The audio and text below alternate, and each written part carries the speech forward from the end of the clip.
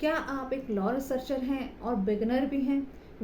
अगर ये दोनों ही चीज़ें हैं तो फिर इसका मतलब ये है कि आप स्टेटमेंट ऑफ प्रॉब्लम लिखने ही वाले होंगे। और अगर आप स्टेटमेंट ऑफ प्रॉब्लम लिखने वाले होंगे तो आपको ये प्रॉब्लम ज़रूर आएगी कि स्टेटमेंट ऑफ प्रॉब्लम होती क्या है। स्टेटमेंट ऑफ प्रॉब्लम एक बहुत ही सिंपल सी चीज़ है जिसमें आपको 4 चीज़ें बतानी हैं। पहला जो पैराग्राफ होगा स्टेटमेंट ऑफ प्रॉब्लम में, वहाँ पर आप बताएंगे कि करेंटली या प्रेजेंटली जो एग्जिस्टिंग सिचुएशन है लॉ के रेस्पेक्ट में वो क्या है।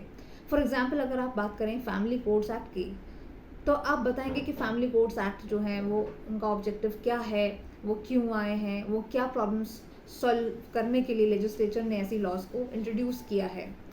जो दूसरा पैराग्राफ होगा वो ये बताएगा कि किस तरीके से ये जो एग्जिस्टिंग लॉ है, ये जो एनेक्टमेंट है, ये किस तरीके से फेल हो चुकी है अपने ऑब्जेक्टिव्स को फुलफिल करने में। यानी कि जिस पर्पस से लेजिस्लेचर ने इस लॉ को इंट्रोड्यूस किया था वो आज भी उसी तरीके से है जैसे कि वो पहले थी, और वो सिचुएशन आज भी बिल्कुल चेंज नहीं हुई है या फिर वो और वर्स्ट हो गई है। यानी कि किस तरीके से वो प्रॉब्लम सॉल्व नहीं कर पाई है या फेल हो चुकी है।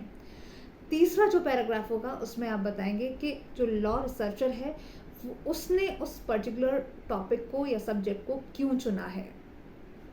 जो चौथा पैराग्राफ होगा उसमें बताया जाएगा कि ये लॉ रिसर्चर अपने कौन से वायबल सॉल्यूशंस सजेस्ट कर रहा है और वो कौन से रिफॉर्मेशंस के बारे में बात कर रहा है। पूरी स्टडी करने के बाद वो क्या लूप होल्स को कवर अप कर सकता है उस लॉ में।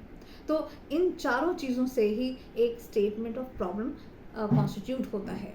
तो एट द एंड अगर हम इसको समराइज करें तो स्टेटमेंट ऑफ प्रॉब्लम में 4 पैराग्राफ्स इंपॉर्टेंट है। पहला जो पैराग्राफ होगा वो आपको बताएगा कि प्रेजेंट सिचुएशन लॉ की क्या है, ऑब्जेक्टिव्स क्या हैं। दूसरा जो पैराग्राफ होगा वो बताएगा कि किस तरीके से उस एक्ट के होने के बावजूद उसके ऑब्जेक्टिव्स आज भी प्रैक्टिकली फुलफिल नहीं हो पाए हैं। तीसरा पैराग्राफ होगा जो कि बताएगा कि लॉ रिसर्चर ने उस पर्टिकुलर टॉपिक को ही क्यों लिया है रिसर्च के लिए।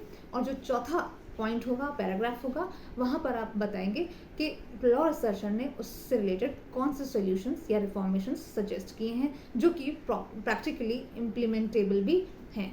आई होप आपको इस वीडियो से स्टेटमेंट ऑफ प्रॉब्लम के बारे में सही तरीके से समझ में आया होगा। Thank you so much for watching this video.